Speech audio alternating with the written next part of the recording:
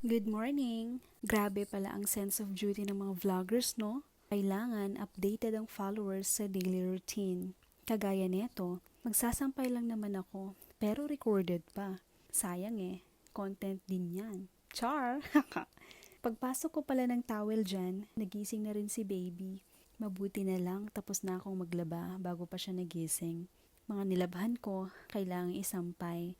Kaya gagamit tayo ng baby carrier. Binili namin yan sa Amazon. Amazon's choice ito at very affordable lang.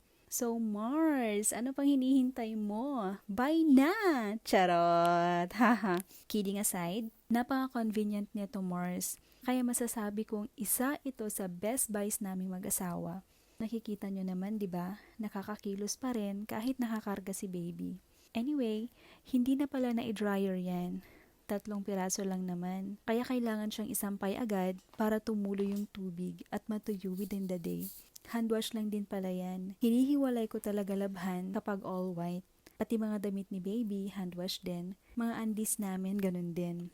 Akala siguro nila masaya maging maarte, no? Hindi kaya. Nakakapagod din, no? Pero dahil maarte ka, mag-suffer ka. Char!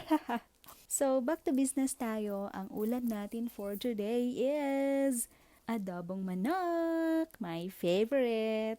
Ewan ko ba, since college, nagsimulang ma-develop ang love ko for chicken. Before, normal lang, masarap naman. Kung available, kakainin. Kung wala, hindi naman hinahanap. Pero nung nagkaroon ako ng allergies sa paa, kahit anong ipahid ko, hindi gumagaling. Sabi nila baka allergies sa chicken and egg. Para kasing chicken skin yung tumutubo sa legs ko. Sobrang katipaman din. So, I decided na kumain ng chicken madalas at kumain ng itlog every meal. Wala raw kasing gamot talaga ang allergies. Pataasan na lang ng immunity ba?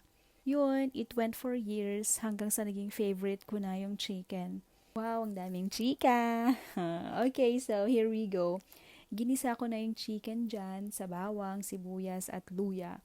Nilagyan ko ng pepper at dahon ng laurel, tinimlahan ko rin siya ng toyo, at dinamihan konting tubig para mapalambot pa yung chicken. Nung tuyo na ang water, saka ako naglagay ng suka.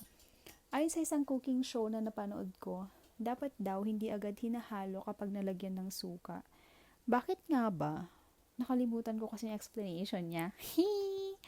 Anyways, fast forward tayo. Luto na siya. Ito at lumabas kami ni baby. Hanggang sa pinto lang naman. Kinuha lang namin yung box from Amazon. Rice cooker pala yan. Nasira kasi yung rice cooker namin, kaya bumili kami ng bago. After ipasok yung box, biglang muryot naman si baby at gusto na niyang mag-milk.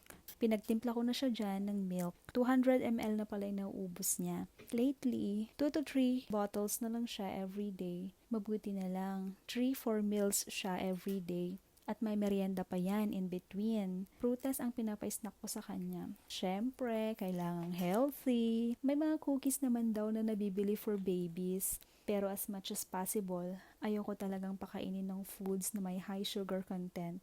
Aba, nagmagaling? Char! Kinahapunan pala niyan, biglang buhos ng ulan. Wala naman sa weather forecast ng ulan, kaya naglaba ako. Anyways, that's all for now. Ariga, thanks for watching!